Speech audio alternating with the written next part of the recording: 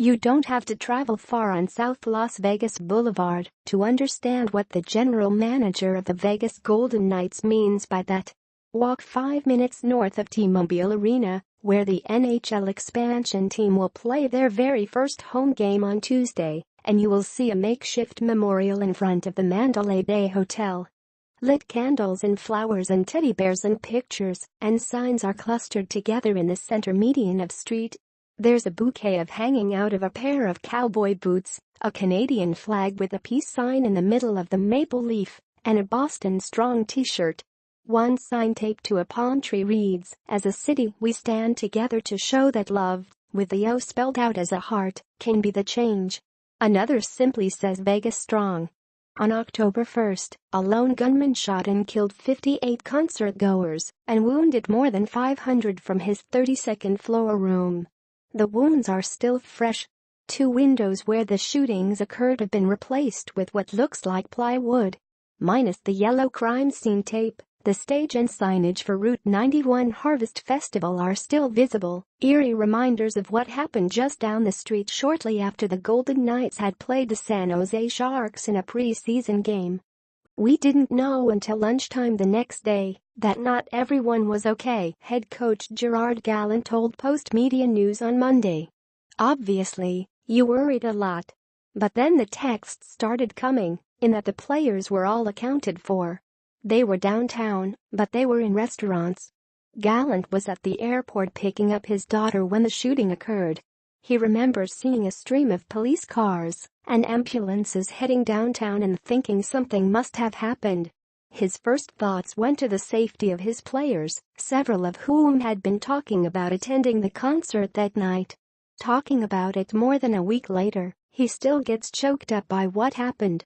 "It's going to be real tough," Gallant said of Tuesday's game. "As a coach, I'm trying to prepare my team for a game, but it's going to be much more than a hockey game. It's our first inaugural game, but it's so much more than that with the tragic events that happened." The Golden Knights will save their opening ceremonies for Friday's game against the Detroit Red Wings. Tuesday will be about honoring the victims, their families and the first responders. McPhee said it would be respectful and dignified. But maybe the hockey game can be part of the healing process. Maybe it can provide a temporary escape, a few hours of entertainment during a difficult time.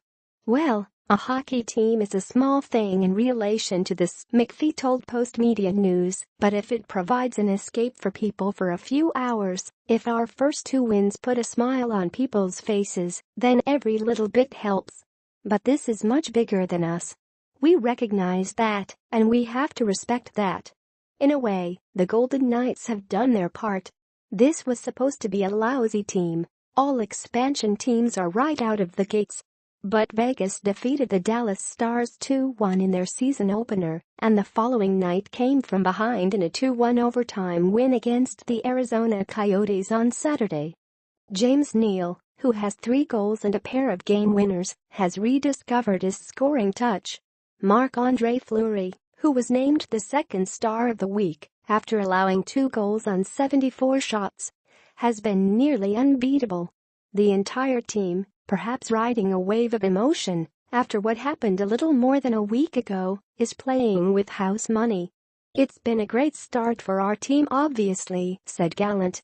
"Fleury's been outstanding for our team in both those games. The team worked really hard and played really hard in both those games. There's going to be some tough days, but we're really excited so far. It gives you a boost of confidence for sure." The Golden Knights will try to continue that success against the Coyotes on Tuesday. But they will try to do more than that.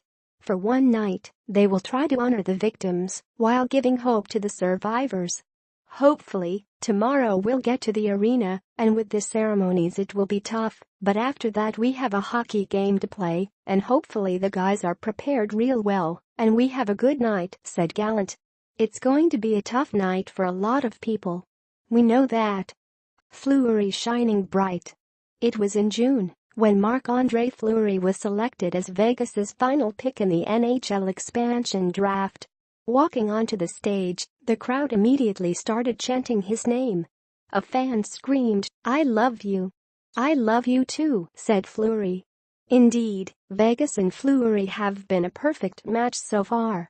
He's the reason why the team is undefeated after 2 games.